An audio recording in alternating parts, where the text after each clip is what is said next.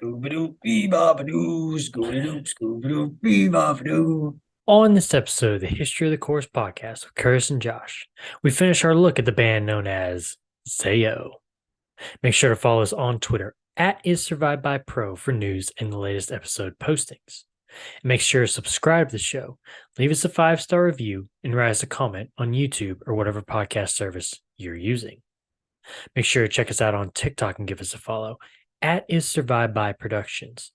And if you'd like to see us do some live streams, leave us a comment or tweet us the keyword stream. Now, without further ado, let's start the show. The devil is in Atlanta, army surrounded.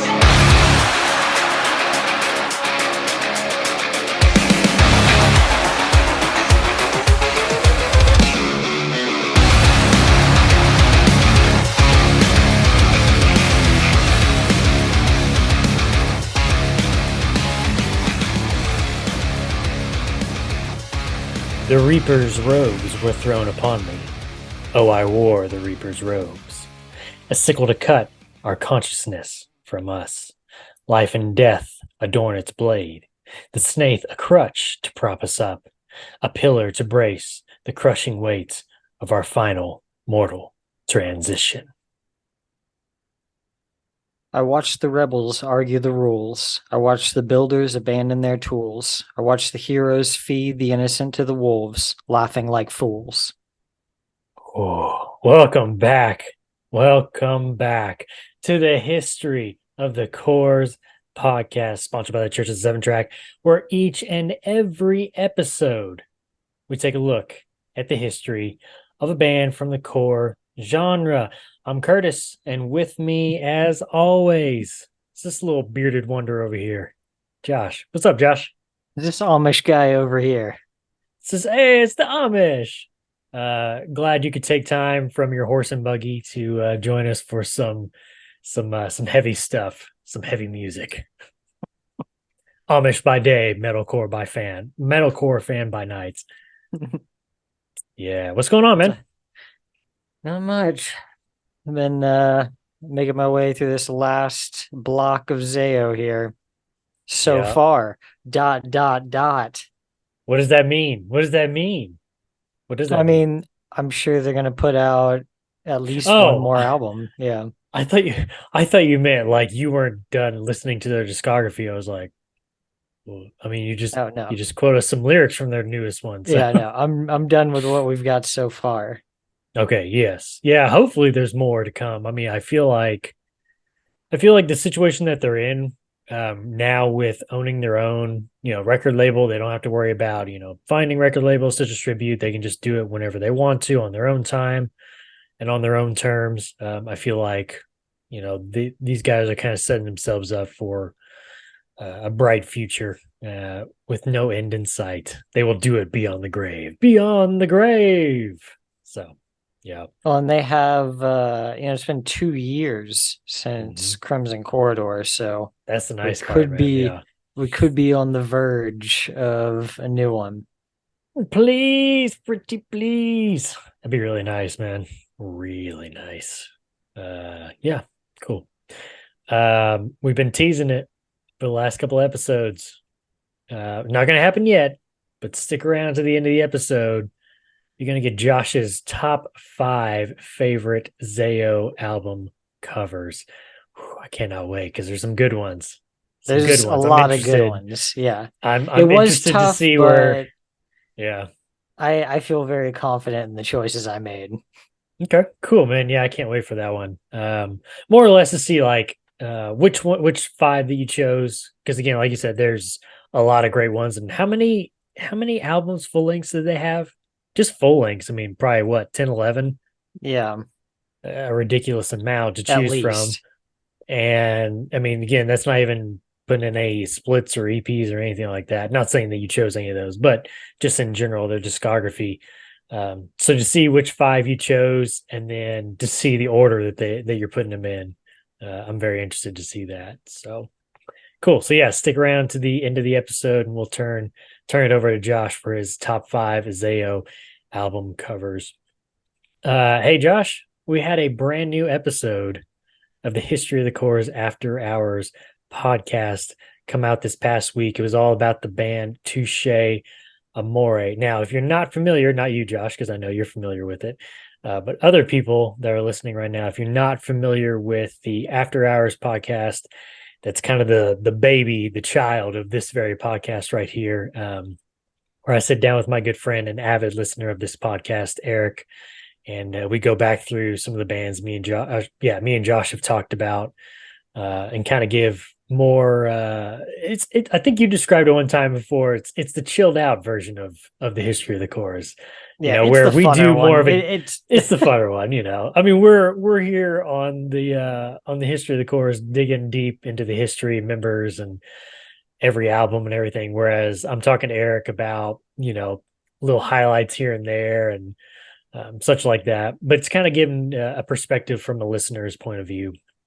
So yeah, but if you're not familiar with it, got something for you. Got you a preview of this past week's episode right here. Check it out. These guys had their poop in a group. Yes. 5 days is a crazy timeline. It's insane. We couldn't even get one song done in 5 days. Right, exactly, man. And these guys, I can't remember how many this one has. Is it 12 on this album? I was thinking 11 or 12, and I was going to look at see. They're pretty short, but that being said, it's somewhere in there. There's 13 songs.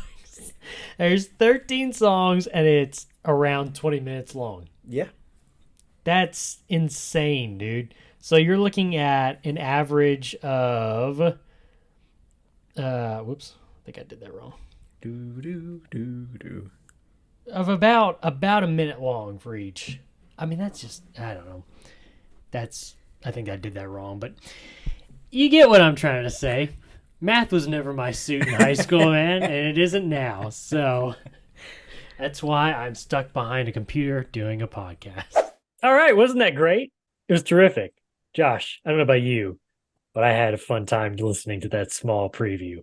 Oh, it's fantastic. It's terrific. So much fun was had. Did you get to listen to that episode this week, Josh? I did listen to that episode this week. Oh, okay. You got any beef?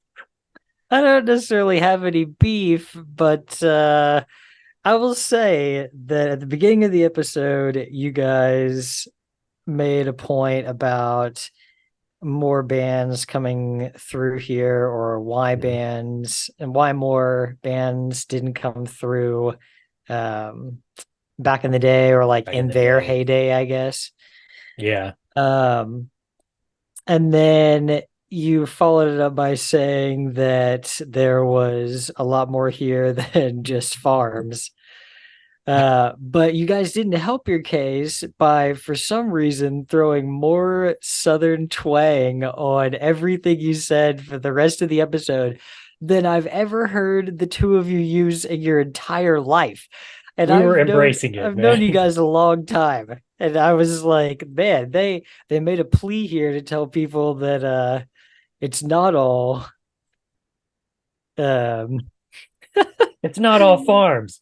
While we're saying y'all and ain't and holler. What was the other ones? Was there any it was other just words? more it was just hilarious. There was just like more than I'd ever heard the two of you use in your entire lives. That's funny. I do say y'all and ain't a lot, though. I will say that. The hollering thing, yeah, that's a new thing for me now since he brought that up.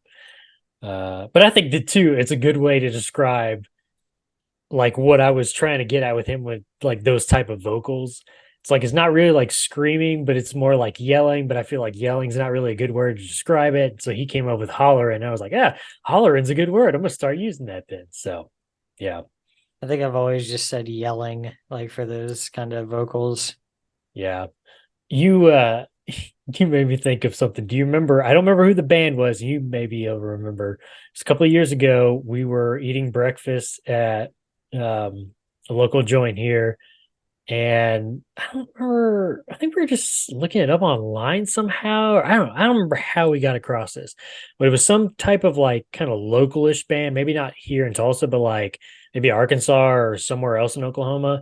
And they were playing a concert in Seminole at the municipal building, and we were both just like in shock that they were playing in Seminole, nonetheless, because it's like that's farm.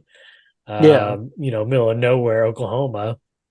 And they're just like, this band in Seminole in the municipal building, this doesn't make any sense at all. But I don't remember who the band was. Does that ring any bells? It was Advocate. Oh, okay. Yeah. Yeah. And they're out of Okay. OKC. Oh, okay. Cool. Cool. All right, cool. Yeah, cool. Check out that full episode. It'll be on all our Twitter feed, YouTube, anywhere you can get this podcast. It's out there. You'll be able to find it. Just, get off your lazy butt and do some searching yourselves. I'm not going to feed it to you. I'm I going to don't even have spoon to get feed you. off it. Yeah. All right, Josh. It's our weekly, not annual, but our weekly. What did you listen to segment? Would you do us the honors of starting us off I've just with got one what you listened here, to this week? but got a few things to say about it. Here we go. Okay. Oh, All right. So, Flesh God Apocalypse. This is the album okay. Agony. I think it's at the bottom, but it might be kind of cut off. It's cut off. This is their second album. It's their first full length. Okay. And I don't know if I've ever told you about like when the first time I saw them.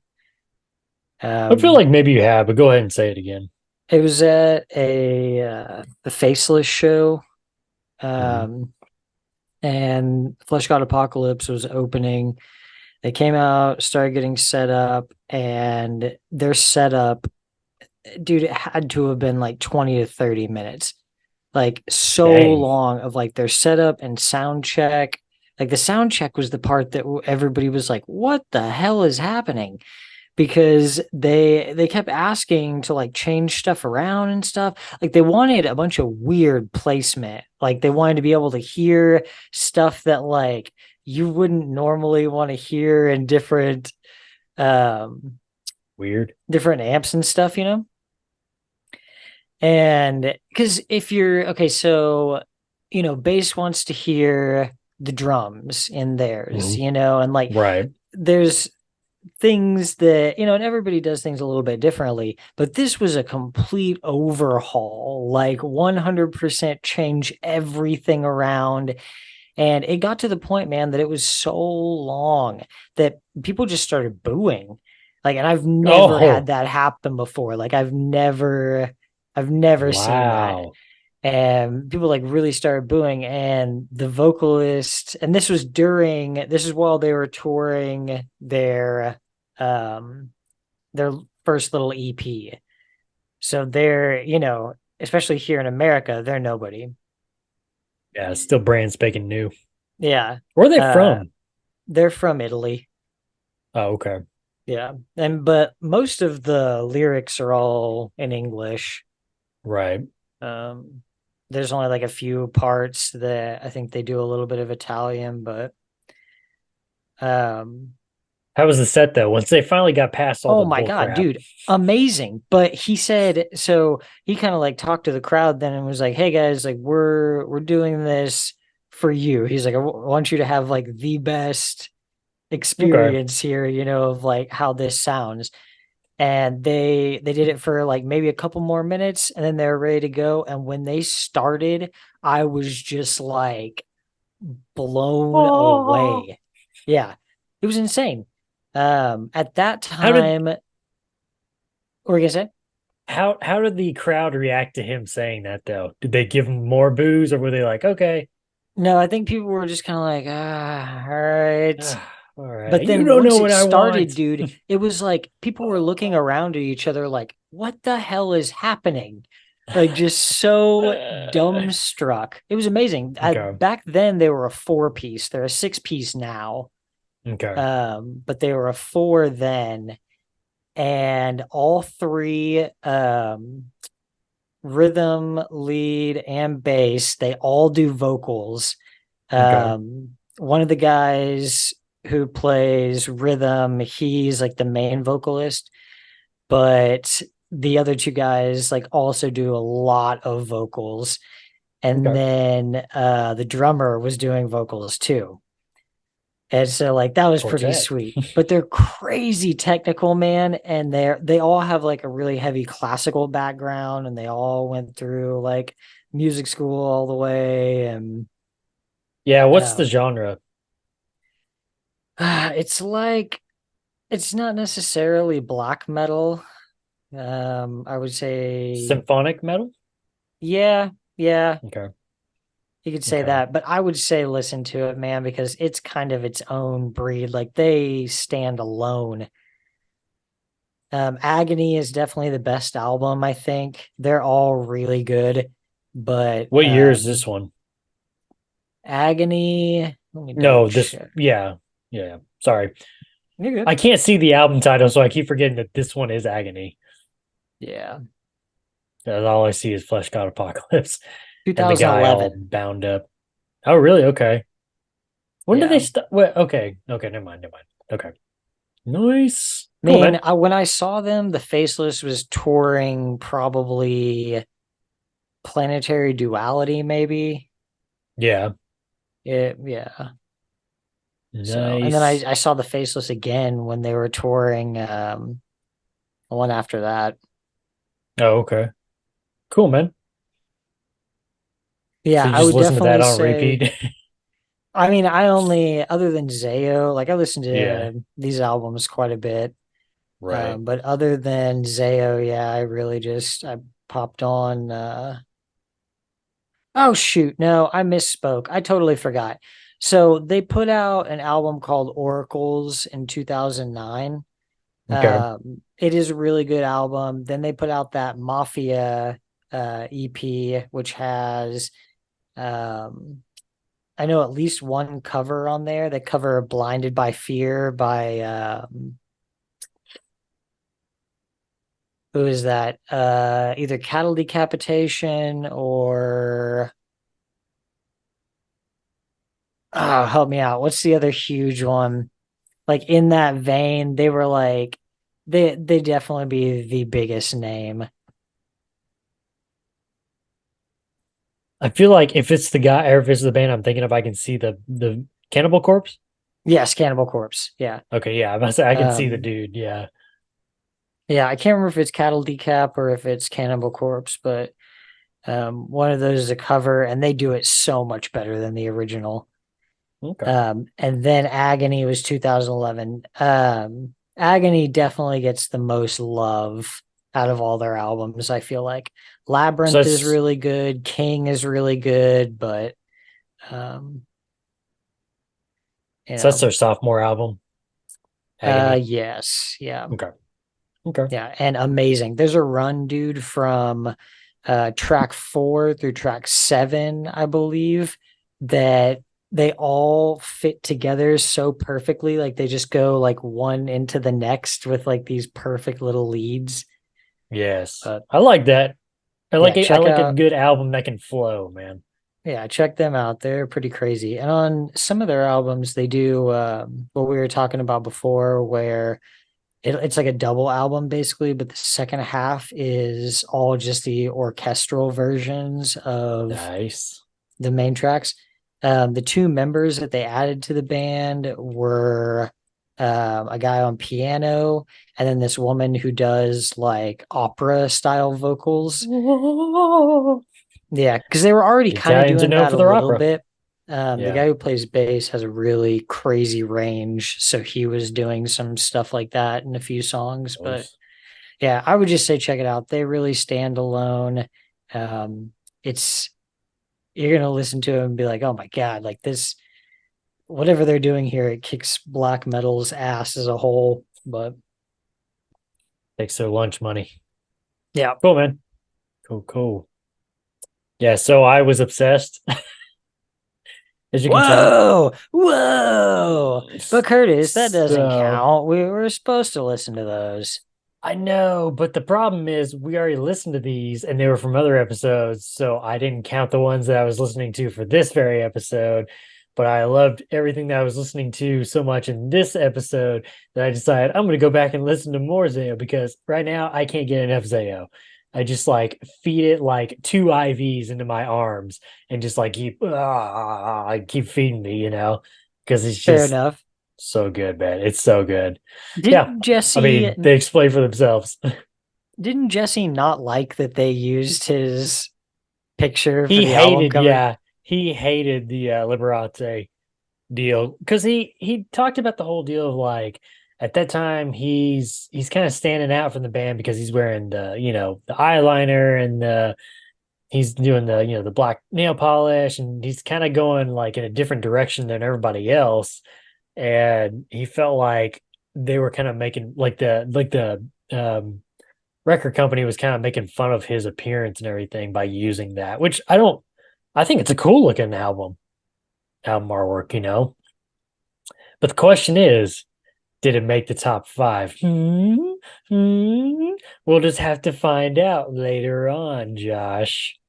Yeah, so that's what we both listened to this week. Okay, that's all I have, Josh. Do you have anything else outside of Zayo to talk about or mention or anything?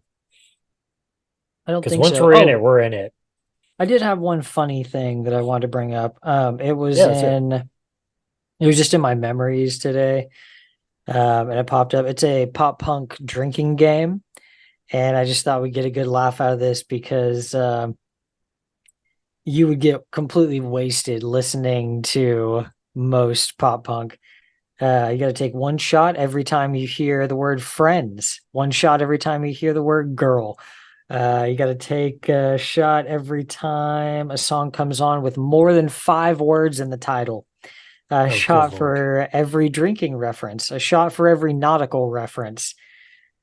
3 shots every time a band implied that they want to leave their hometown. You got to chug a beer during gang vocals. You got to eat a slice of pizza for any reference to growing up, the past in general, not understanding, sympathy, regrets, self deprecation.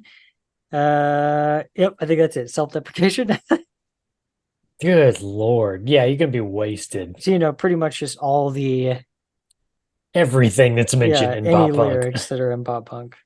Good Lord. Alrighty. Cool. Yeah. Today, Josh, it's time. As much as we hate to do this, it's time to close the book on the fourth and final chapter of the band known as Zayo. No. Let's just go around again. Let's just start back Yeah. from the. Yeah. Yep. Today we are finishing our look at the band known as Zayo. Where we left off, the band had finished their album 2009's Awake. It was last second deal to get together with Ferret Records to distribute the album. There was only like 8,000 copies made, no marketing, for it or anything, no um, support tour for it, nothing. But the band came out and said that they were, really surprised and happy with the response from it because of all those factors from their fan base and such. But they decided to go on a hiatus. I guess it'd be their longest hiatus in their history so far, at least. Hopefully, there's no more hiatuses in the future here. But they went on a 5-year hiatus. Now, after this 5 years ended, the band would resurface with the lineup of Dan on vocals, Scott Mellinger on guitar, Russ Cogdale on guitar, Martin Lunn on bass, and Jeff Gretz on drums. That's Now, the winning lineup.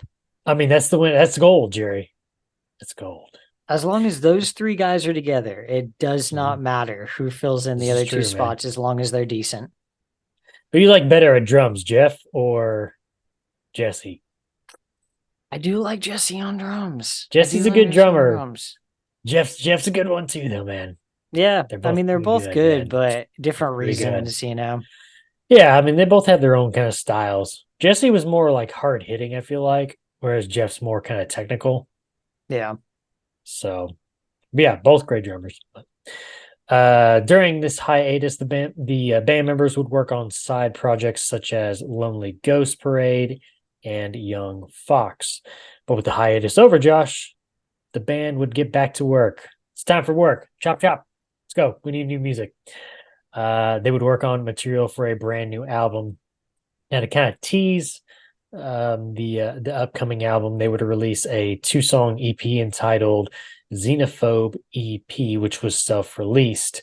Had 2 songs on it. Had Xenophobe, which would show up on the next album, and Fear Itself, which was a standalone single.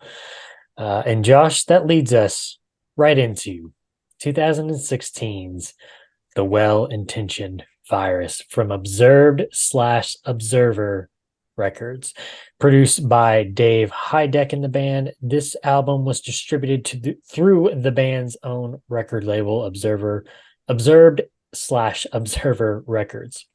I feel like this is kind of big in the band's timeline here of getting their own record label. I kind of mentioned it earlier where, doing your own record label and being able to distribute your records on your own, how you want to, and being able to, write the music the way you want to, get the producers you want to, so on and so forth, really, really works well with, I think, the lifestyles that these members are leaving now. I mean, think about it. They're not young guys anymore. They've got families, they got kids. I'm sure other side projects besides, bands and such. I mean, Dan's a tattoo artist, for God's sake.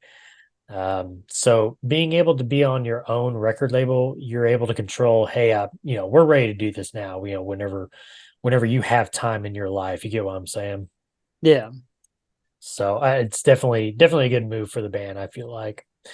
The lyrical themes on this album range from the miscarriage of Dan's first child, broken suicide pacts, mortality, false truths, and fever dreams.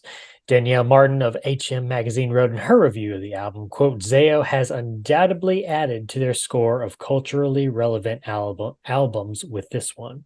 With its veteran backbone, raw voice, and savage yet developed cacophony, it will join the ranks of their more memorable releases. It seems the passage of time has only sharpened their aptitude. While Matthew Michael of Metal Utopia wrote in his review of the album, quote, Zayo means alive in Greek.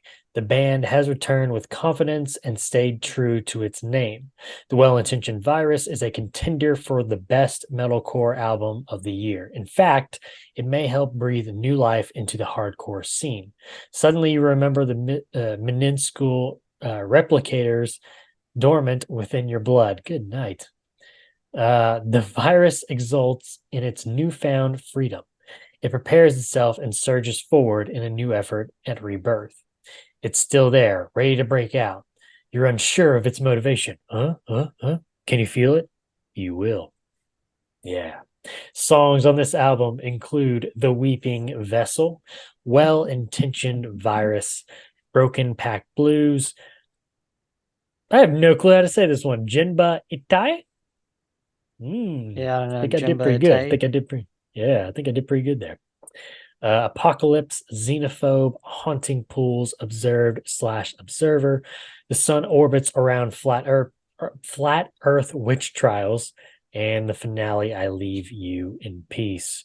Josh, you've kind of mentioned before about, they went on hiatus, and then you heard that the band was coming back with this album, and you were really kind of like, careful not to get your heart broken or anything like that.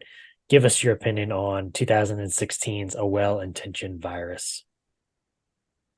I mean, I remember like pre-ordering this one because I was so stoked that they were coming back. Right. I was really hopeful, and yeah, I wasn't disappointed. It's been a little while since I've listened to this one. Was there any part of you, sorry, but was there any part of you that was kind of hesitant to do the pre-order?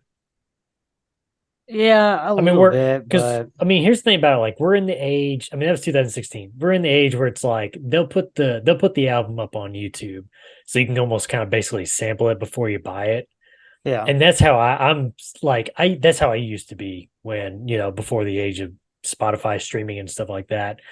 When I would want to buy an album, like, yeah, I'm not going to waste my money, because I've done it a couple of times where you buy the album and it's like, God, that was garbage. And why did I waste money on that? Yeah. So that's a good like route for me. Is like, okay, is it on YouTube for free so I can listen to the whole thing and then decide if I want to buy it or not, you know? Yeah. So anyway, go back to what you were saying. I was rudely interrupting you. Oh yeah, it's been a while since I listened to it, but um listening to it a few times this week, um it's a solid return for them, I feel like, you know. Uh this one's really good. I would have been knocked on my ass if Pyrrhic Victory had been what they came back with. Yeah. I hit a real sweet spot there that is like it might be the best run that they have, like in the era of that lineup of Scott, Dan, and Russ, you know. Mhm. That might be like their best bit of work is those like 4 or 5 songs. Like every one of them is just amazing. They don't And stop, man. Yeah. yeah, they didn't. I'm so glad that they didn't just sprinkle them throughout a couple albums, that they all wound up together. And then you have this thing that just leaves you like, oh my God.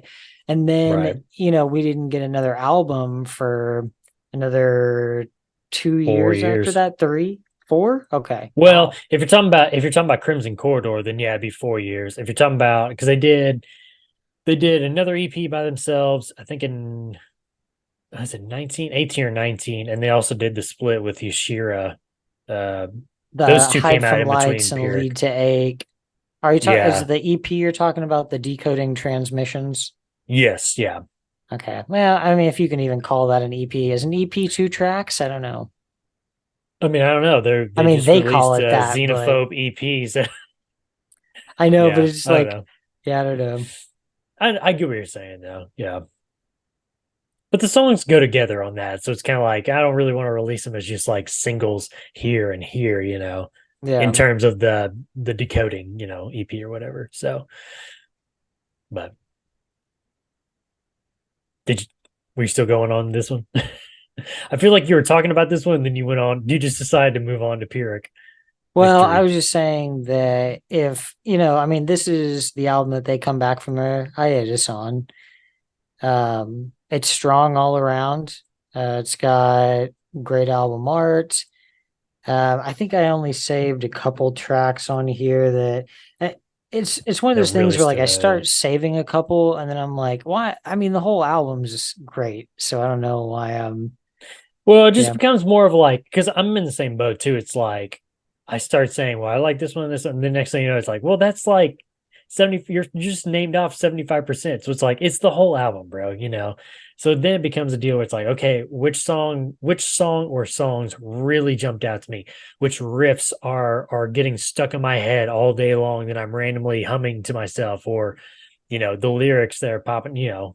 So for sure. that's how I start kind of breaking it down more. But go ahead. Yeah. Observed, Observer, and the sun orbits around the flat Earth witch trials. Both of those definitely jumped out at me, I think, more than anything else on the album. Okay. Jinba is a really good one. Apocalypse. Um, they just, as long as that trio is together, I don't know that they're going to be able to, mess it up unless they just start getting crazy repetitive with it. But, um, Yeah. you've got a healthy combination of Dan's vocals, which are still going super strong, haven't changed at all. You've Mhm. got, they incorporate just the right amount of Scott's clean vocals, I feel like. Yeah. And he's gotten a Um, lot better from when he really busted on the scene in Funeral. He's gotten a lot better at it, I yeah. feel like. Yeah, this just feels like, I don't know, with each album that passes, it just feels like they're more refined in what they're doing. Like they're constantly growing and you can see it happening. Is this in the category of Every Time I Die for You where it just keeps getting better and better and better and better? I think once we hit that lineup from Right. Funeral on, Okay. Because Funerals where Scott comes on, right? No, Scott's first album was Liberate. So that's the first time you have those three Okay. guys. But I will give it like an asterisk because again, once you get past Liberate, in between Liberate and Funeral, you got self-titled and you got Chaos, and that was just chaos within itself. I mean, it was Yeah. really just Jesse, Scott, and Dan, so Yeah. It's like once that's kind of where you Jesse's take a dip a little gone bit. and it's the three of them again, from Right. Funeral to the end. I think from there, yeah, it just nothing but trending upward, Yeah, I agree. Yeah, some of the songs that stuck out to me was definitely Weeping Vessel. Oh God. Dude, does Zayo know how Oh, to it start an starts so album or strong. not? Yeah. I mean, seriously, there's no words for it, man. I just cannot find the words. Yeah, Well-Intentioned Virus is a good one. Haunting Pools was a really good one. I love the drum track on that one. The way it's just again, Jeff's so technical with it, and that's what I like about Jeff. I like Jesse too, but I like Jeff really a lot too. But yeah, those are some of the ones that stuck out to me. But yeah, it's one of those just turn it on, just go, dude.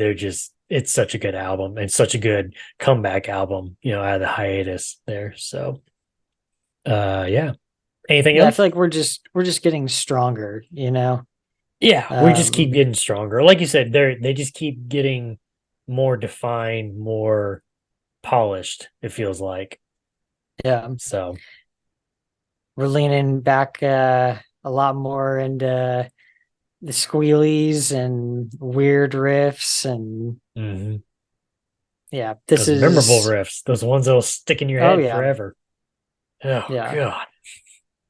Yeah, this Yeah. is prime Bow, now, Zayo. no, It took a while now. to get there, a long Yeah. while to get there, but everything after Funeral is just one after another, just better and better. Bow down, down, down, down, down, down, down, dun, dun, dun, dun, down, Mm-hmm. down. Oh Mm-hmm. gosh. Riffs like that. Whew. You got to run out of riffs sooner or later, right? These guys Nope. don't feel like they're running out of riffs anytime soon, man. No. Yeah. Well, Josh, let's talk about that little album right behind you, the little EP, 2017's. Oh, look out! Don't drink that. Uh, Pyrrhic Victory from Observed Observer Records, once again produced by Dave Hydeck and the band. This album was recorded in the same sessions as the Xenophobe EP and the full-length Well-Intentioned Virus. NewTranscendence.com writer Youngster Joey reviewed the album stating, quote, "From the opening seconds of album opener Drifting Shadows and Walking Dreams, the guitars are loud, grinding, and drenched in aggression. Opening the album with a gut-punching groove nasty enough to initiate stank face the world over. The track perfectly sets the foundation for the drums and bass to fully level any and all life around them. None shall live, Josh." None There shall you live. go. Thunderous at times and anthemic at others, the instrumental sections all across this album stays in perfect synchronization, gliding from sludgy, dissonant breakdowns to soaring solos and impassioned, clean singing reminiscent of genre greats It Dies Today. Their technical side is fully on display on the track Clawing, Clawing, Never Cutting. Oh, excuse me, Clawing, Clawing, Never Cutting Through. Sorry, the page. Yeah, anyway. And their melodic sensibilities are shown off beautifully in album closers Feeded Pain. To speak of Zayo without mentioning their terrifyingly effective vocal element would be a disservice to both the band and the genre. Well done, youngster. Well done. Because I agree 100%. But carrying on, never before has a Zayo record been blessed with such venomous, vicious vocal assault. From pained yelps and barks. That's a new way to put it. Yelps and barks. I like that one. I'm gonna have to add that to my descriptions. yelps and barks and gifts of flowers and stone to the final moments of fetid pain. Every last syllable is packed with range and bitterness. Every cleanly sung lyric is triumphant, serving as a perfect contrast to the maddening shouts of the frontman. Songs on this album include Drifting Shadows and Walking Dreams, Gifts of Flowers and Stone, Clawing, but never cutting through. The host has bared its teeth, and the finale, Feed It Pain. I had one note for this album, Josh, and I think I don't know how other way to describe it. Face melting from start to finish. No breaks. No breaks. All gas. Anything else you got? I know you already talked a little bit about it, but man. I wish out of these 5, 4 of the song names are like so brutal and go really well with this. I feel like Gifts of Flowers and Stone like feels a little off from the rest of them. Yeah. Drifting Shadows and Walking Dreams, Clawing, Never Cutting Through. My favorite title name is The Host Has Bared Its Teeth. You know what that means. And Feed It Pain. Yes. So good, man. So good.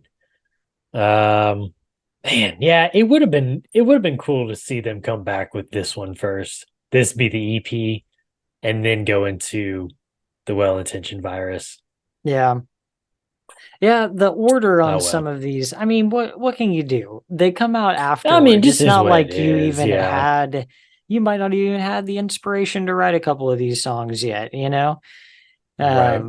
So yeah, it's all just in hindsight, it would be interesting to change the order of these around a little bit and listen to them through a different way. See how that plays. But yeah, I think of this last block, this is probably my favorite album. Sure. Both the others are really good, and I like Crimson Corridor for a lot of reasons. The first time I listened to it, it didn't really like grab me super hard, but the second time, I don't know, I was just hearing it differently. It took me a couple of listens to really get pulled into it. Yeah, I mean, I don't want to say like I hated it on the first time or wasn't like turned off by it or anything. It was just like, okay, let's listen to this again, and it just that's when things really invested. started. Yeah, that's when things started to really jump out. I was like, okay, I like this, and I probably listened to it about 5 or 6 times all the way through this past week, man. Yeah, it was that good to me. But they're all so good. They're all so good, dude. They're just all so good. So yeah, that was 2017's Pyrrhic Victory. We've got a couple of smaller albums one split and a EP to talk about here real quick in between the 2 full lengths. Got 2018's split with Yashira. That's Zayo/Yashira split, blah, blah, blah. EP from Mind Over Matter Records. Have you ever heard of Yashira, Josh? I think I've heard of them, but I have not listened to them except for this. I've never heard of them before. But apparently Yashira is a death metal / sludge metal / post metal band from Jacksonville, Florida. The 2 songs on this album is Hide from the Light from Zayo and Led to Ache from Yashira. I really enjoyed Zayo's song on this one. I thought it was a good one. Yashira was interesting. I would like to go check out some like their other stuff on their own, their standalone. Yeah. Definitely enjoyed Zayo's more on this album easily. But what'd you think of this one, Josh? I liked it. I don't know. These couple little one-offs like weren't super amazing to me. You don't want to hide from the light? One of the great things that Zayo does is like their transitions between songs, and I agree. If you only have we've got 1 track from Zayo on Hide from the Light, so it's a good track, but I get what those you're are just saying now. Yeah. yeah, those are never going to do as much for me as an EP or a Yeah. full length. So An EP with more than 2 songs, right? Because speaking of EPs with just 2 songs on it, Josh, 2019's Decoding Transmissions from the Mobius strip from Observed Observer Records. 2 songs on this EP, Josh. Transmission 1, I Saw the End. And Transmission 2, I Saw the Devil. What you think? I mean, this one's good. Um, you know, you get at least 2 songs that kind of accompany each other. Right. It's like a story between the two. It's not just, so this is a little bit more passable for me, I feel like. Yeah. I am sad about a lot of these streaming numbers I'm seeing though. I was going to ask you about, yeah, what's our streaming numbers looking like here? Not great, not great. Okay. Okay. So we went from Funeral of God having one that was almost 1 million, that's the rising end, several millions. We dropped off a little bit with Fear is What Keeps Us Here, and nothing broke over 100,000. With the Wait, kind of the same thing, a lot of really, really low numbers. And then with Well Intentioned Virus, it seems like some people kind of came back. There's a few 100,000s on there. Pyrrhic Victory's all real low, nothing even over 40,000. Which is weird because these 2 tracks, like from Decoding, they both have, one has almost 50, the other has like 40. Okay. I wonder if we got some like promotion on like something like a movie or something, maybe. One of the things that I would contribute, so like with Funeral, I mean, obviously, it dipped after that, going into Fear and everything. But again, you got to think about at that time they were coming out of a hiatus, for Funeral. There was a lot of hype coming through Ferret Records at that time. And of course, at that time too, 2004, Ferret Records was a big thing. They had a lot of good bands on there. So I'm sure there was a lot of promotional work behind it, promotional push and everything. Now in this block, you're getting to distribute through your own record label. Well, how much promotion are you really putting out there in terms of getting people to listen on stuff like Spotify, and such. Right. In terms too of like touring, I don't think since they've come back, dude, that they do like extensive touring like they used to. And again, I think that kind of goes back to what I said on the point of owning your own record label and being able to distribute through that. Is it allows the band members to live their lives outside of the band. Well, you're not committed to anybody but the guys in the band that also have a commitment with you. There's no, we got to pump out 3 albums in the next 2 years. There's no, like it takes all the pressure off. And I feel like we've seen it time and time again from bands where that's their best albums, is when they're on their own and like, yeah, they're not maybe making as much money or touring as much as they would have been before. But, also, who the hell knows? You might be making more money this way because, record label's not taking a cut. Everything that you sell on tour goes right back into your pocket. Right. So, yeah, I mean, I think this is the way to do it. The only thing that's hard about it, man, is because you could say, well, why wouldn't every band just do this? And it's like, well, it's the promotion.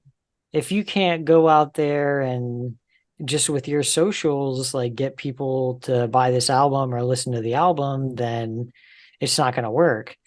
But I would be interested to see if a lot more bands who have like gained a massive following, like when they get out of contracts, if they would just go on their own, or if they even have any interest in doing that.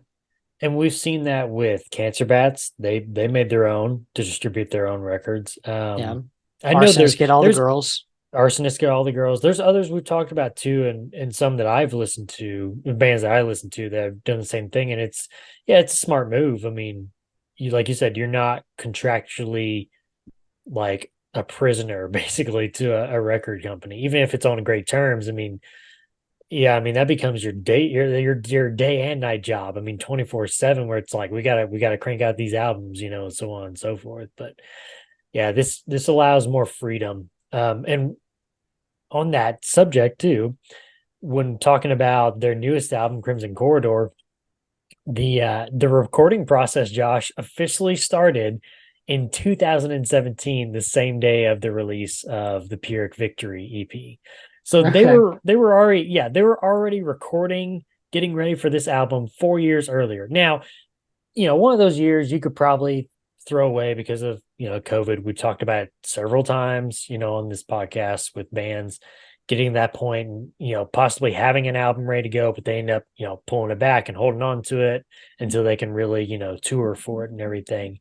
And this may have been the same situation where they got to about 19 and 20 and said, yeah, we're ready to go. And then COVID hit and they kind of pulled it back. But to be able to start recording for this album in 2017 and not be forced to release it, until 2021 or whenever you wanted to, that's big for them, Yeah. I mean, that's pressure taken off you, so yeah.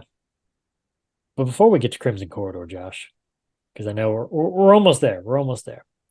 I got a couple more small things to talk about. So in 2019, November, the band released Reformat Reboot, which was a remix album of 8 songs from the Well-Intentioned Virus album.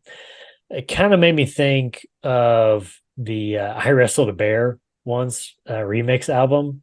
Ew, Was it boo. was it like their debut album? They did like 2 different like remix versions or whatever. Yeah. Kind of made me think of that. So I wasn't interested, so I skipped that one. But if you're into that, go check out Reformat Reboot. Fun fact though, on that album, it was released in numerous formats, including a Nintendo Entertainment System game cartridge form. Hmm. Interesting collector's item. Yeah, I would The love to band- have one of those. That'd be pretty cool. The band would also release Preface, early recordings 1995 to 1996 album. This release contained 14 recordings documenting the earliest days of the band and their first 2 vocalists, Eric Reeder and Sean Jonas.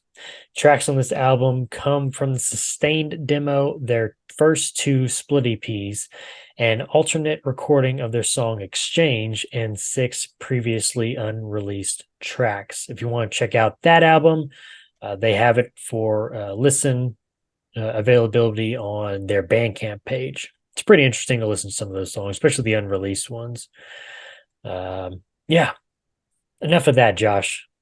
2021's The Crimson Corridor from Observed/Observer Records. Produced once again, Dave Heideck in the band. As I mentioned, the recording process for this album officially started in 2017, the same day as the release of the Pyrrhic Victory EP.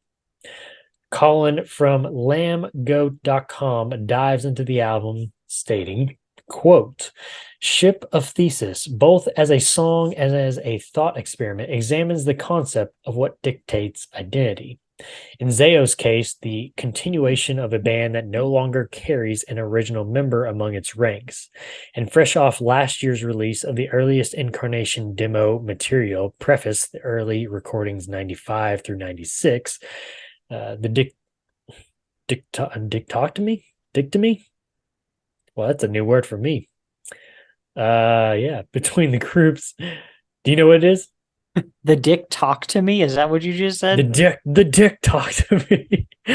Dichotomy. Is it dichotomy? Yeah, dichotomy. There we go. Yeah.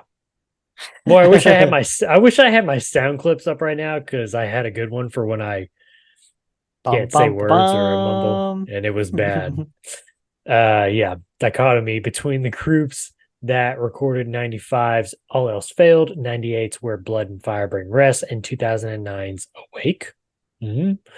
All under the same moniker has perhaps never been more apparent. But when vocalist Dan screams, "This is the ship of Thesis. We are fragments of the frame, composing a new identity from the prototypal remains." In the track's closing, it becomes clear that they themselves view the band as its own entity, regardless of the components that comprise it. It is a representation of the continuous evolution, being a group that has never shied away from attempting something new, always looking to expand upon their sound. If that is the case, then the Crimson Corridor is certainly the next stage in the process. The record picks up right where their last full length, The Well Intentioned Virus, left off. The chaotic technicality that album introduced is is present but woven into a more diverse sounding approach. New ideas are fleshed out, but the result is distinctly Zayo. On Croatone and The Crimson Corridor, the teetering guitar play of Russ Cogdale and Scott Mellinger complements slower, drearier sounding sections. The Neurosis influence isn't something new to Zayo's sound, but this time it's more pronounced as the band delves further into a post-metal feel. Dan's signature tortured screams fit well into the more atmospheric heaviness, unsurprising when you consider he originally developed it after UK sludger's Iron Monkey. Drummer Jeff Grett's double kick provides the album's driving force on display, particularly in the serene intro track, Into the Jaws of Dread, and on songs like The Ship of Thesis and the noisy Transitions. His smooth shifts between complex creative fills and doomy minimalism provide the perfect rhythmic accompaniment to the blaring guitars. On the final Ghost, Zayo embraced their early metalcore roots, bouncing between chuggy palm muted verses and a more open chorus, while RIPW adopts the emotional intensity that made the group's late 90s releases the classics they are today. Throughout the album, Zayo fused ideas from their past with a new energy and freshness, and whether it is the melancholic, geez Louise, of The Funeral of God or the dark ambience of The Fear is what keeps us here. It's all done without appearing like they are looking in the rearview mirror. The clean guitar breaks of Creator Destroyer and Lost Stars are accompanied by spoken word and clean-sung vocals, respectively, giving a break from the onslaught. But in The Web, the album's 10-minute closer, the song is based more around the mellower vibes, which grows into the Crimson Corridor's pummeling conclusion. That was a mouthful of words, and I struggled. Words, they're not good with me. Songs on this album include Into the Jaws of Dread, which features Christopher Dudley from Under Oath. You also have Ship of Thesis, Croatone, The Final Ghost, RIPW, The Crimson Corridor, Transitions, Nothing's Form, Creator/Destroyer, Lost Star, and the finale, The Web. Josh, 2021's The Crimson Corridor. Give it to us. What? I can't hear you. Speak a little louder. Jaws of that's Dread. Great. Terrific. Starts out really strong. I kind of wondered with how it goes for about half the song. I was like, ooh, I don't know if I want just a quiet instrumental track to be the start of this album. But then it really picks up, and that riff that drives like all the way through the end there, so good. Yeah. So good. Yep. I like the Ship of Theseus reference, like he was saying. That's very apt for them. Like that's pretty on point. Mm-hmm. There wasn't a down, like there wasn't a track that was a drop off for me on this one. Yep. I feel like it's really good all the way to the end. You know, we both picked our lyrics from this album. A lot of really good lyrics. Zayo's still like, I don't know, in my head, they're kind of the masters of these creepy riffs with kind of creepy, weird lyrics. And creepy album artworks. Yeah. Like I their mean, whole it's like thing a never go ahead. feels cheesy. Like I feel like a lot of bands try to capture what Zayo does so naturally with those things, and they do it every time without it feeling cheesy. I agree. I told you before the episode started, I didn't realize it until just like the other day that the on the album artwork here that's not like a full door. That's like one of those like half doors. It's like a not even like a trap door, but I don't even know what you would call them, but like whatever you want to call it, it makes the album artwork even more creepier. A small creepy door. Yeah, it's like, oh God, man. And that's one of the things that like I love about Zayo is like kind of, I mean, piggybacking off of what you're saying, it's like the creepy riffs along with like just like taking the album artwork and just like staring at it, you're like, oh God, this is awesome. This is Yep. this is so Dan's good, man. vocals, which have always like Oh, leaned into that. They are so good, just man. they're firing on all cylinders here. I feel like Crimson Corridor is a testament to like the fact that they're not done, you know. Nope. I think we'll get at least one, maybe two more albums out of them before they're all getting maybe a little too old. But We're too old to do this. I think they still have it in them. And like I I agree. said, it's just been, better and better and better with every album since they found this line. Couple of notes that I had was, yeah, like you said, the intro.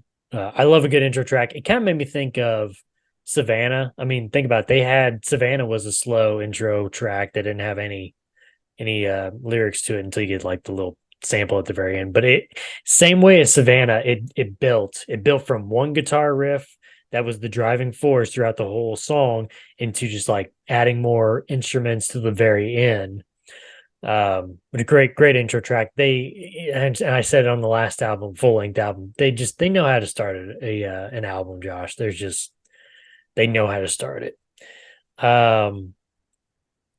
The other thing I was going to say too was the guitar tones between Scott and Russ, and I know we've already hit it several times, with the trio, but just looking at the duo here of the guitarist Scott and Russ on guitar, it's like it plays I've so said well off of each it other. just yeah, it's just such good chemistry. And I felt like watching Lesser Lights of Heaven when they talked about self-titled and they talked about Parade of Chaos and the recording process and the writing process for all that. I could just kind of like get this feeling from like Scott that he was missing Russ, and he was capable of writing and recording all the guitar stuff by himself, but you could just kind of like get that feeling. It's like he really missed his buddy Russ, Yeah. On guitar with him too. But and I said this earlier too, but it's a good song, Josh, when you hum the riffs, the guitar riffs out loud to yourself randomly throughout the day. And I found myself doing that several times this week, several times just today, in fact. And then the other thing I had the one song that really jumps out more than any others on this album for me. It's a great album overall. Love it from front to back to front. But the one that really jumps out to me, dude, is RIPW, if you couldn't tell from the lyrics to start the episode. But I wanted to ask you, you think there's any influence from Tool's song Schism at the very beginning there? You know how Schism goes? It's got that bass solo. Yeah,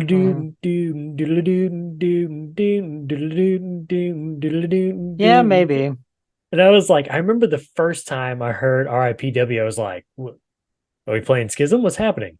But I was like, I love it, dude. I love it. And just like the way that they're playing the guitar there and Jeff's doing the drums and just like the way they come in. Oh gosh, man. The Reaper's Row was thrown upon me, man. Oh, I wore the Reaper's robe. It's like, oh, and it's the way he delivers those lines. Every single line in that song, dude, he delivers it. It's just so good. Um, we talked about in the last episode where that one reviewer was criticizing Dan's spoken word on Awake.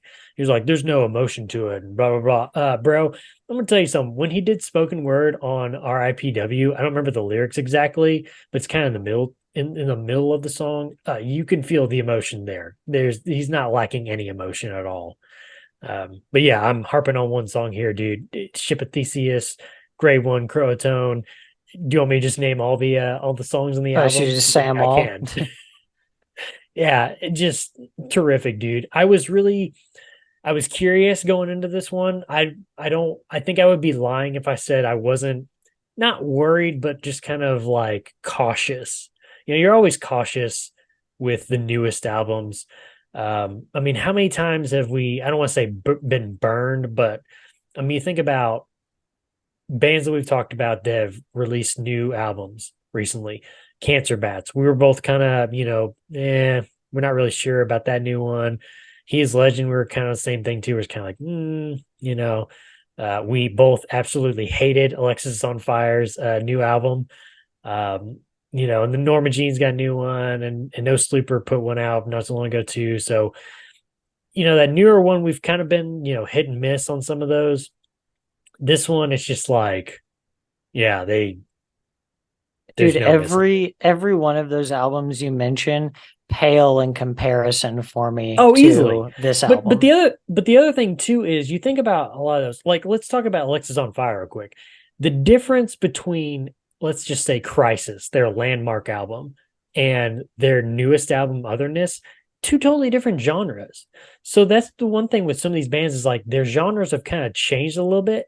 It's like with Zayo, it's like they've stayed the same for the most part. I mean, they've, like you said, they've polished, they've gotten better at what they're doing, but it's just like they've stayed the same. They're still that creepy, creepy band, Yeah, that just hits home. Somebody's described them as the OG of metalcore. Would you agree? I would love to champion that statement. And I think I meant to say this earlier when we were talking about promotional, Spotify numbers and everything like that. One of the things I wondered too, if that's kind of hindering them, and I say that with quotations. I know you looked away when I said that, but I say hindering because I don't think it's hindering them at all because they're staying true to themselves. But you look at what metalcore is now and some of the stuff that metalcore bands are putting out. I mean, it's different from the OG of metalcore here, you know? And so I can't hear you. And so, I say, yeah, it's mostly hot garbage now. yeah, I had a feeling you said something about hot garbage. How did I know? I just know you so well, Josh. Yeah. But yeah. Alrighty. Anything else, Josh? Final words on 2021's The Crimson Corridor. I don't Good think album. so. I Great mean, it album. just gives me a Is lot it of gold, hope. Jerry? It's gold. It's gold. Yeah, I'm with It you just too. gives me a lot of Hope hope is a good for word, man. for what's coming next. I mean, they're on their own. They don't have to, there's no restrictions. So No restrictions, no um, rules. if we're It's a following night kind of of, debauchery. what we've had here, they put out Pyrrhic Victory in 2017. Like you said, they've been writing this one since then. So might have a little bit of a leg up, but I mean, that's only 4 years. So we could potentially see another full length and, next year, the year after. Right. There's It no just kind telling of too, like depends. how So, many like lyrics and riffs that these guys have stored up over the years, that haven't yeah, even seen the light yet. So yeah. But for anyway. sure. Yeah. My next notes were actually talking about their own record label, but I think we've covered that pretty well. So I'm I gonna think go we ahead and talked skip at about that, that. Josh. Nowadays is the final word on it. Nowadays, the band tours from time to time in between the members' personal lives, jobs, and side projects. Your current lineup, Josh, is Dan. I'm gonna give it a go here. I've just said Dan, but I'm gonna give it a go here out of respect. Dan Wayant on vocals. I think that's pretty good. It seems right. Scott Mellinger on guitar, Russ Cogdale on guitar, Martin Lunn on bass, Jeff Gretz on drums. Josh, before we get to your top five, because it's coming up right after these words. Now, before we get to your top five, any final thoughts on the band Zayo? Any pleas to the fans listening? Anything like that? Um, Please listen to this band. I mean, I'm gonna say if you know, I would almost make a plea to start at Funeral of God and listen through to the end. And then if that's got you, then you can go back and hit up, Parade of Chaos, the self-titled, a couple of those good ones that are in there mixed with a lot of the garbage during the beginning, Question Um, for you. You had to pick one. Gun to your head. You had to pick one. Not including the first two full lengths. So I'm talking about from Fire and Blood all the way to now, full lengths. Which one is your least favorite? my least favorite of the full Yeah. lengths. Yeah. Let me go back here real quick. Okay. Yeah, Maybe it may be a deal where I kind of said tread that lightly because it may be a deal where it's like, oh, they're also good, but it's like if somebody has to be last place, somebody's got to take the final prize. Who would it be? Or maybe it's just one you're just like, yeah, that's hot garbage. mm, Processing. maybe like I mean it'd have to be either Splinter Shards or No. I um said not those two albums. oh Not Splinter Shards or All Us. I'm saying from when Dane came into the band at okay. Blood and Fire and beyond. Yeah, because those two, Maybe that's something totally different, man. either Liberate or Parade of Chaos, I guess. Woo. Okay. I mean, Interesting. that's tough to call. It's mostly good albums, except for like, I was there's about to only say, like a is it couple is to it choose from. Like, what am I supposed right? to? That's what I was gonna ask. Is it well, no, I'm saying, but You you know what I'm can't saying though? go I'm saying from Fire and Blood to Crimson Corridor. So you have plenty of albums to choose from there. that I'm saying is my least favorite. Yeah. I mean, I like all of those. All of those are Okay. Okay. good. No, you're good. I just want to make sure you were Yeah, understanding what I say it because I should. was thinking you were thinking something else. But that's Yeah, that's no. what I If was you saying cut too. off Is like, those two, is it a situation where it's like, yeah, they're all just so good, but somebody has to be last place? Is that the situation you're in right now? yeah, kind of. Okay. I Okay. mean, between Blood and Fire and Funeral of God, the only albums there are Parade of Chaos, self-titled, and Liberate. I So mean, like, I gotta you pick could pick two out Fire and of the Blood or three. Funeral. Like yeah.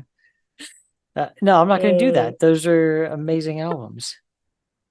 you throw us for a loop here, man. Yeah, no, I think it's Okay, cool. easy to say that Parade of Chaos is a low point for them. There's a I couple was things gonna I liked say, in there, but yeah, I bet um, say if I had a gun to my head and I had to choose, I would say Parade of Chaos would be yeah, my I mean, least favorite. I really liked Suspend Suspension. Like, I think Mm, that's probably the best track on the album. But right, and that was a really cool Zayo song. Like, I feel like that one could easily belong on another album. right, One of the better ones. So yeah. Alrighty, go check out that band. Seriously, this is a band where like I mean I it's like I'm on the fence of like whether people know about them or not. I don't Like I think feel most like people do, bro. Like, it's like even they in the need to wake up. community, I don't think most people know about them. They need to wake up, man. Because I mean, if you want some like if you're tired of the same old repetitive metalcore albums that you have now, then you need to get back to some old school OG metalcore. And I'm talking Zayo. So go check them out. But yeah, I would agree. I think Funeral is probably a good spot to start. Um, yeah, I would say that. Alrighty, anything else? Oh, I caught him. Okay. Alrighty. The moment you all have been waiting for. The outro. We are skipping over Josh's top 5. It was just a tease. It was just a joke. No. All right, here is Josh's top 5 album. I'm slowing this down so you can continue your cough there. I don't Hey, know if I'm you back in noticed or here. not. I'm back. Josh's top 5 Zayo album covers. Josh, who do you have at number 5? I just really want to emphasize that this is album covers and artwork. This in no way, No music, has nothing to do with the music. has We're just nothing to talking do with the about the music. pictures and the paintings and the drawings Just has to and do the with camera shots. Zayo's incredible artwork. Yes. Okay, Number so 5. at number 5, I actually had Parade of Chaos at number 5. Ooh, That's just a really interesting one with the burn mark over the face. this is like a cigarette burn almost, or like it Yeah. almost made me think of not so much of like a cigarette burn, but like the lighter for like those old school lighters in your car. That's what Yeah. it makes me think of. Yeah, pretty cool. It reminded me of like some old arts work that we done for Carcass of a Carnivore. Ooh. Whereas like the guy in the suit and his Oh, and head he had was the like animal head. no, he had a camera for a head. And then Oh, we I had didn't know another that one that one. was all like roots and stuff instead of like appendages like coming out of Oh, the yeah. suit. Didn't you have one though that was a guy in a suit, but his head was like an animal skull or something, like a crocodile or something? We had a crocodile logo, but it was just Maybe this was like something, just yeah, it was crocodile just logo. crocodiles layered over each other. Is there some lyrics on that album cover too? Parade, not yours, Parade, Oh. because it looks like there's some lyrics on it. I will say, I am kind of a sucker for album artworks like that have the little like hints of like lyrics on them. The other one that comes to mind is Norma Jean's "Oh God, the Aftermath." I know, big shock. Curtis likes Norma Jean, especially "Oh God, the Aftermath." But hey, I am who I am. What you do? This is news to me. Yeah, there's a couple albums out there like that, that have those hints of lyrics on them. I thought they're pretty cool looking. But I just noticed that the other day. At least it has some type of writing. I don't know if it's lyrics for a song on there. I would assume it is. It says like so it's upside down. Right. Yeah. I cannot read the top line. I was trying to figure Educating out. others, you show enthusiasm and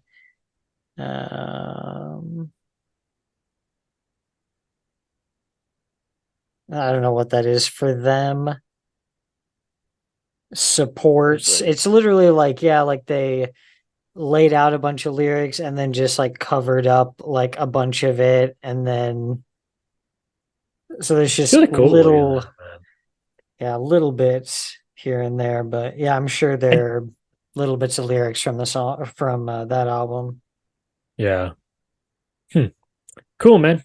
All right. Who do you have at number 4? At number 4, I have Pyrrhic Victory, the one How did I behind me know? here. How did I know? I don't know. I feel like it's a very Zayo album cover. The Yeah. style Looks is like a really band cool. Yeah, I mean, it just this looks like it was meant to be slapped on a t-shirt. It's a God, good Brandon follow-up used too to have Go ahead. Brandon used to have a "Fears What Keeps Us Here" shirt, Oh. and I always thought it was so cool. What was it? Was it just the album cover? Yeah, Did I it don't have even think the? it. Did I it don't have even the? think it said anything, dude. I think it I was was gonna say it just just had like the that deal. picture. Yeah, That'd be sick. Yeah, this is a good follow-up to Well-Intentioned Virus. It feels like it has connection to it, the album artwork. yeah, for sure. So, who do you have at number 3, Josh? Number 3, I've got Where Blood and Fire Bring Rest. That one feels pretty self-explanatory. Yeah, I just got, guys. What in the world? exploding fire from every one of his orifices. Orifices. From Oh man, yeah, it's just crazy. all orifices and Man, appendages. I just remember the first time, and I think I've talked about this before in the first episode, but just like the first time that I came across that album and listen to some of the songs on there, was like, yeah, okay, I dig this. And then you're like, oh, the album artwork, and you look and you're like, what? What the hell? That's Before awesome. before I go into number 2 and number 1, Yeah, let's hear we're it. talking about sick album artwork. Did you get a chance to listen to either of those Impending Doom albums? I'm saving them for the episode. Okay. Um, Serpent Servant's pretty good, but the cover for Nailed Dead Baptized. Risen Oh no, yeah. is stupid brutal. Yeah, that one's pretty sick. I Okay. might see real quick. Do you want to try to pull it up real quick? You'll be able to I was gonna screen say, I can share just it pull it up. faster. Yeah. Yeah, I can just pull it up or Um, whatever. so for my number 2, I had to throw in the Crimson Corridor. Before I listened to this and I saw the album cover, I was just like, "Oh shit!" Oh dear Lord. But bro, honestly, my first thought was, I really hope this album doesn't disappoint because it's already got this sick ass art to go with it. Like these things need to be together here. You said, what's the album called? Nail Dead Risen? Yes. Or is it Baptized in Filth? No, it's Nailed Dead Risen. Okay. Baptized in Filth was their third or fourth, I think. Fourth. Do do do do do do do do do do do. War music. War music. Have you found it? No. Do you know if it's on their Bandcamp page? I don't know. I can't believe you can't just Or- find it on a Google search. Well, I'm a little tied with my hands here in the microphone in the way, so I'm kind of having to do one hand typing. Okay, anyway. Nailed to the dead. What is risen Yeah, bam, I got it right there. cover? Oh, you got it? Where? Put it on your background. Let's I see don't it. know if I can get Let's a see big it. enough one. Let's see it. Let's These are see both it. super tiny. It's like Well, 316. here, I got one. Here, I'll get it. I've got it. Maybe. Why don't people just look it up for themselves? You remember the thing I was talking about earlier about getting off your butt, and you made a point. It's like you don't even have to get off your butt. You this one somebody's done. Well, have you like a seen it? I remake of really it. just wanted you to see it. So. Yeah, I'm looking at it right now. The funny thing is, what somebody's gone in there and like kind of done a parody of the album artwork, and they've got the hash slinging slasher in the background from SpongeBob. He's just kind of like back my there God. menacingly. Yeah, that's pretty cool looking. Interesting. But the original one, What there's is a that? few like, and I don't know if it was for like a re-release or what. There's a couple of them that are kind of the same, but the one that looks like old, that's the one that I'm talking about. Okay, so there's two that I'm looking at here. One of them's more of a drawing, painting almost. It looks newer, whereas the old one, it's obviously the smaller pictures. But it looks like an older album cover. It's like a church in the background, and like somebody with their hands up, and bones and bodies everywhere. Yeah, cool. Yeah, I'm saving those for the episode, which is coming soon. Be on the lookout. All right, Josh, Crimson Corridor. No, let's just go back, just in case. Number 5, Josh had Parade of Chaos. Number 4, Pyrrhic Victory. Number 3, Where Blood and Fire Bring Rest. Number 2, yeah, that's the one I was talking about. This one. Yeah. Number 2, the Crimson Corridor. Josh, what is your number 1 album artwork from Zayo? My number 1, Curtis. Can you guess what's Is it The my Funeral number was? or is it Fear? Which one do you think it is? Splinter Shards.